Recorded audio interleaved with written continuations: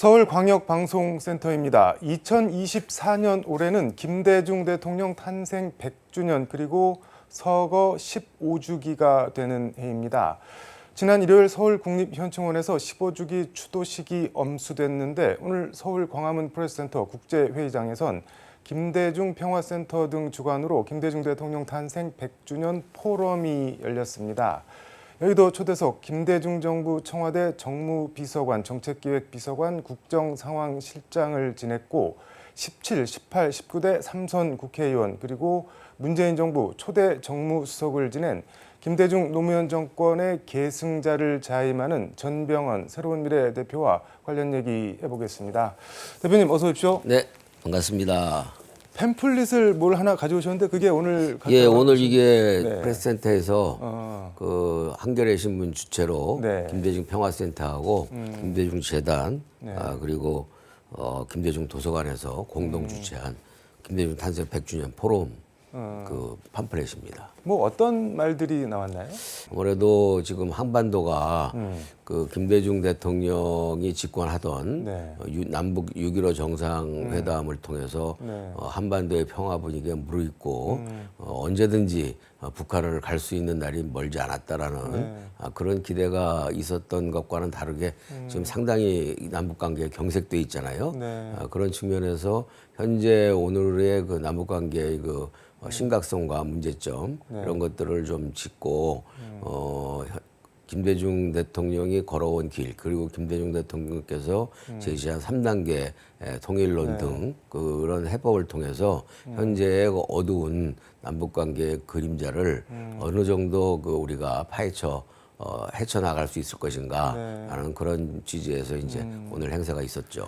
뭐 인사말 말씀해 주셨는데 축사자 명단 보니까는 권노갑 김대중 재단 이사장 그리고 노무현 재단 정세균 이사장 그리고 이재명 조국 김동연 경기지사 등 현역 정치인들도 이렇게 축사자 명단에 이름이 들어와 있던데 있었습니다. 이재명 대표도 와서 축사를 했나요? 예, 이재명 대표는 오늘 뭐 최고위원이 있다고 35분 늦게 왔어요. 아, 네. 저는 그걸 보면서 네. 죄송한 얘기지만 역시 그 민주당과 이재명에게는 네. 김대중은 항상 뒷전이다. 세컨 초이스다 이렇게 느끼지 않을 수가 없었죠. 모든 분들은 다 시간을 지켜서 10시에 참석을 해서 제 시간에 왔는데 특히 이재명 대표가 그 입장하는 그 시간에는 이 행사를 사실상 그 후원해준 김동연 경기도지사의 축사를 하는 도중에 들어와서 자리를 좀 산만하게 어지럽히는 그런 약간 결례가 있었다라는 말씀을 드립니다. 이거를 김동연 지사가 후원을 많이 해주셨나요? 그러면? 예, 이 경기도가 기본적으로 그 후원을 했습니다. 그 연일 이재명 대표와 각을 세우고 있는데 이재명 당대표 연임에 대해서 명틀러의 출연이다, 뭐 히틀러의 비유를 했는데 조금 뭐 과한 거 아니냐 뭐 이런. 예. 그 뭐 과하다고 볼 수도 있겠죠. 그런데 지금 현재 보면은 그 민주당이 과거의 민주당의 모습을 전혀 찾아볼 수가 없습니다. 민주당의 흔적이 사라진 더불어민주당은 더 이상 민주당이 아니다. 저는 그렇게 주장을 하고 있고요.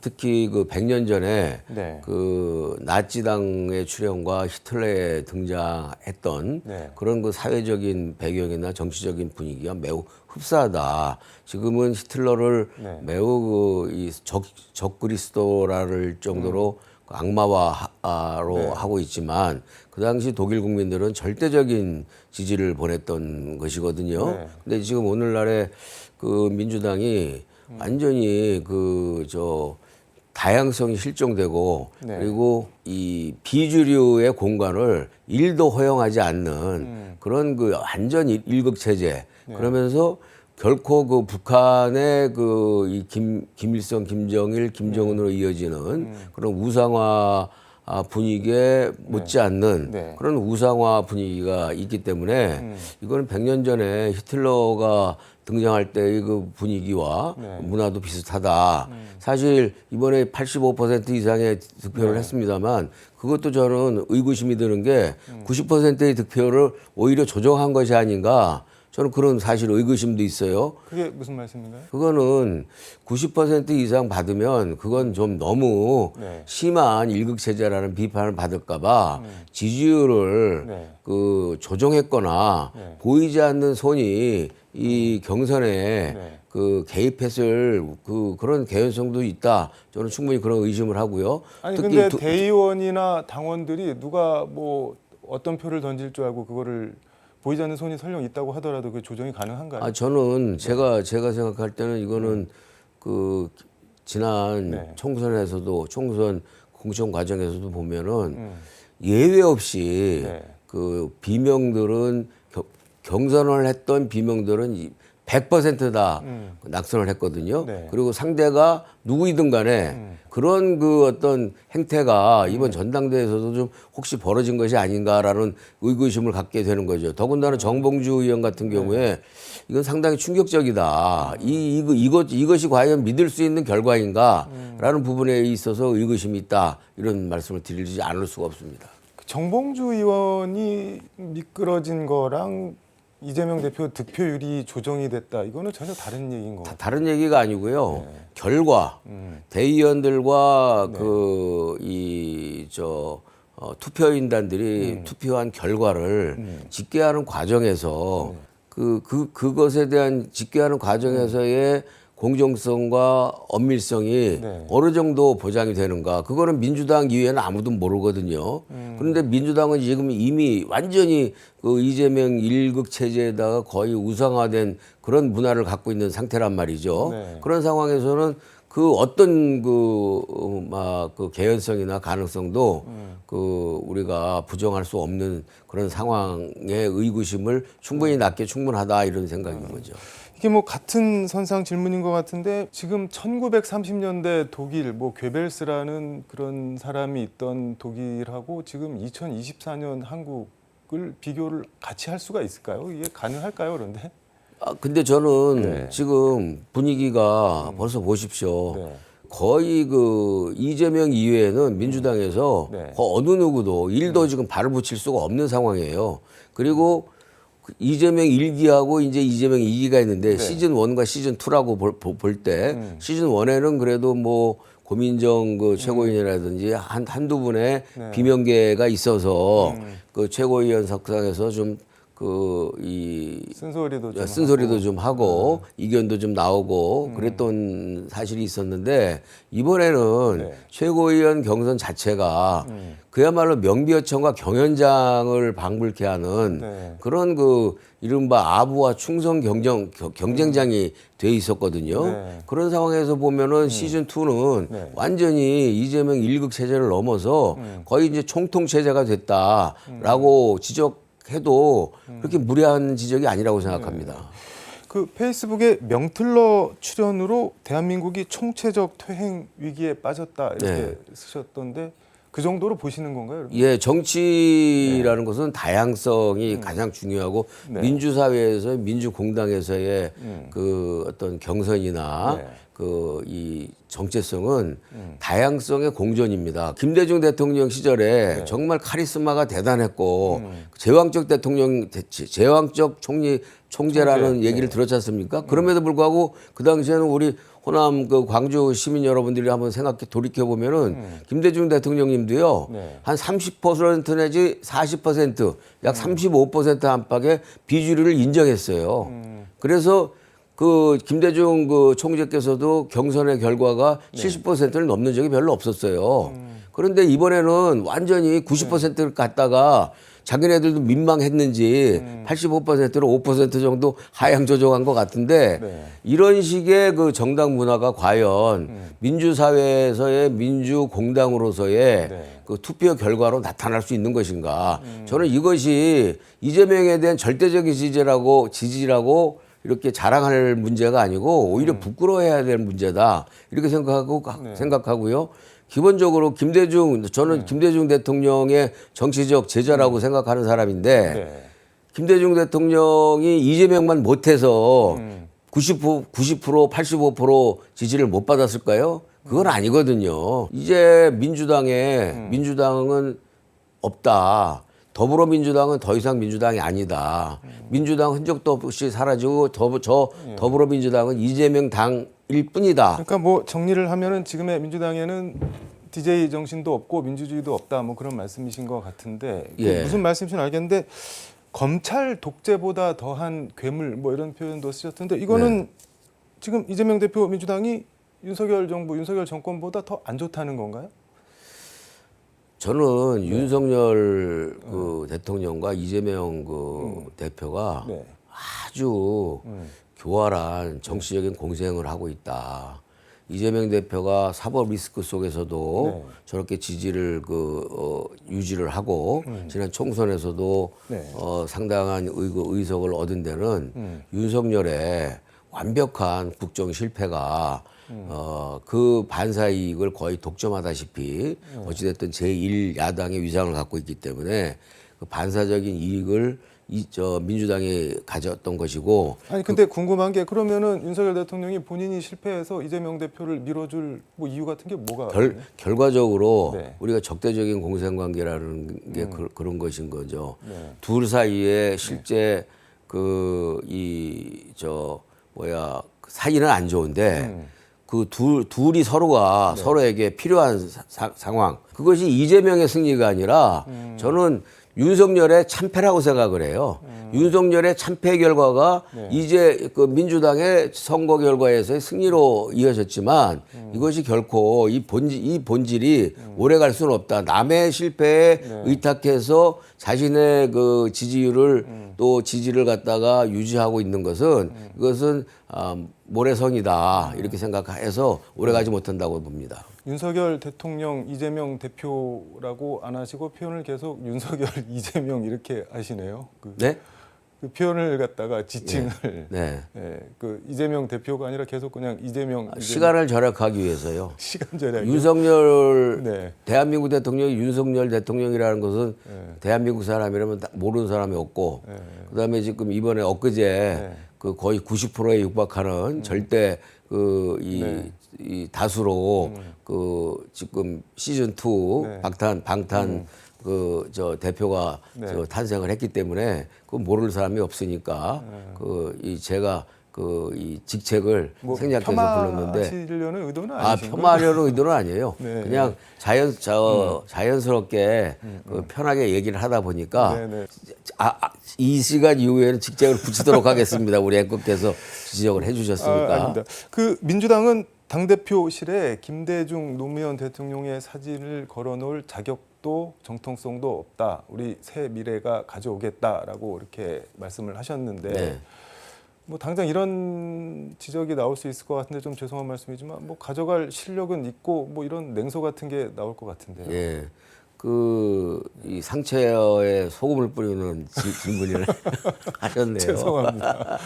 네. 근데 저희가 역량은 있다고 생각합니다. 그리고 김대중 대통령을 누구보다도 잘 이해하는 사람들이 모여 있다고 생각을 하고요. 오늘 같은 경우도 사실 최고위원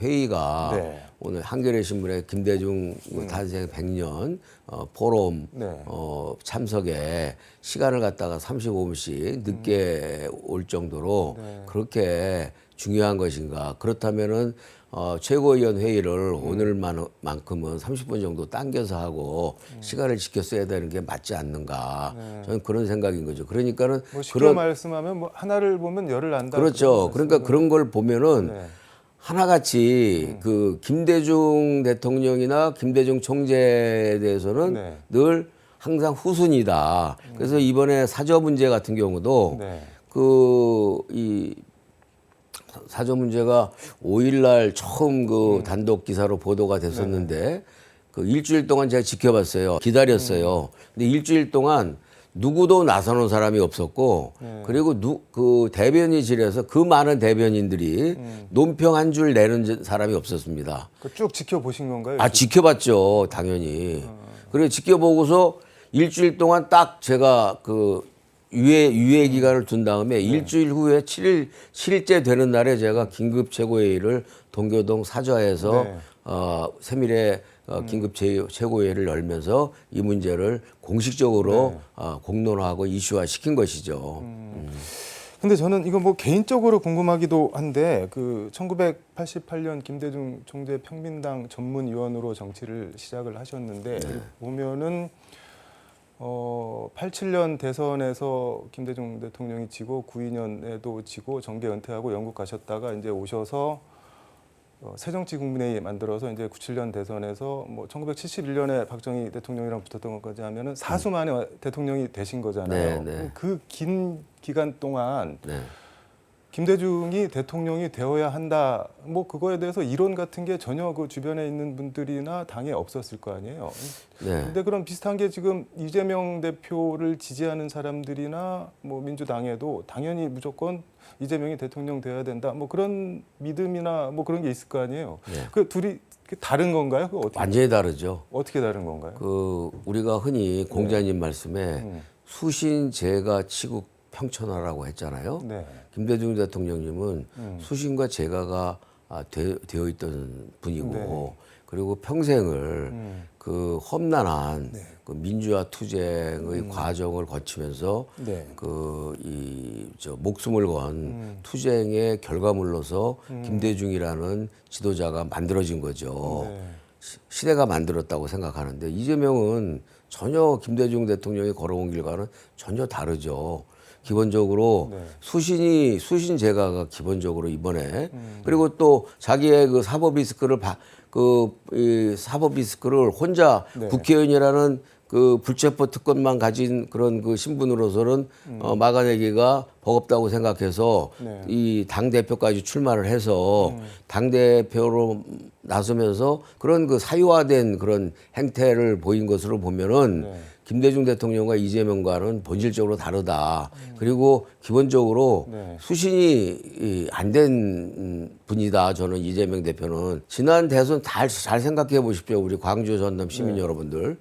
그 지난번 대선은 모든 언론이 비호감 경쟁이라고 했지 않습니까? 네. 누가 더 나쁘고 누가 덜 나쁜 후보인가를 구분하는 그런 괴상한 선거였단 말이죠. 네.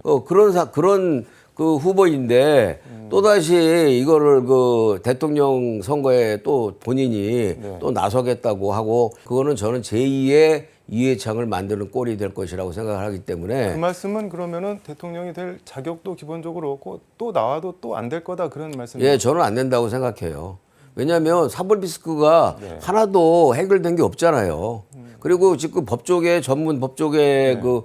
이야기를 들어보면은 10월 달에 나오는 1차 네. 그 1심의 판결은 대부분이 다 그 무죄보다는 유죄로 나올 가능성이 높다라는 것이 일반적인 관측이에요. 그거는 뭐 지켜봐야 될 것 같고 예, 시간이 지켜봐야 지금, 되겠지만 네. 피선거권이 유지될 수 있느냐 없느냐조차도 불투명한데 내 다음에 대선에 또 나오겠다 그리고 또 그 사람을 그분을 대선 후보로 옹립해야 되겠다고 하는 분들은 정말 냉정하게 한번 생각을 해봐야 돼요.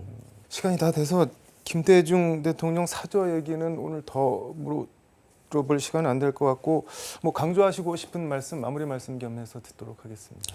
민주당이 이제는 더불어민주당은 더 이상 민주당이 아니라는 것이 여실히 드러나고 있습니다. 이번 사저 문제도 그렇고 오늘 당장에 김대중 탄생 100년 포럼에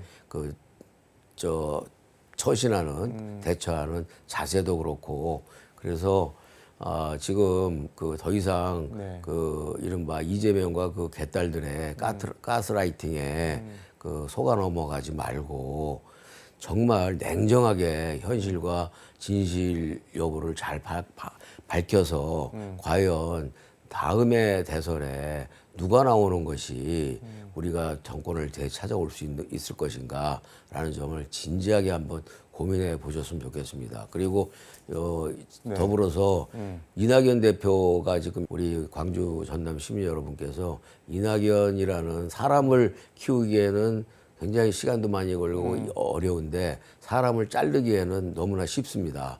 근데 그 나무도 마찬가지죠. 그런 차원에서 다시 한번 이 호남의 기대주로 나설 수 있도록 해서 하시는 것도 어떨까라는 그런 제안의 말씀을 드립니다. 물어볼 게 더 있는데 시간상 오늘은 여기서 정리하고 다음에 다시 한번 또 모시도록 하겠습니다. 오늘 말씀 고맙습니다. 네, 감사합니다. 지금까지 서울광역방송센터에서 전병헌 새로운 미래 대표와 함께 전해드렸습니다.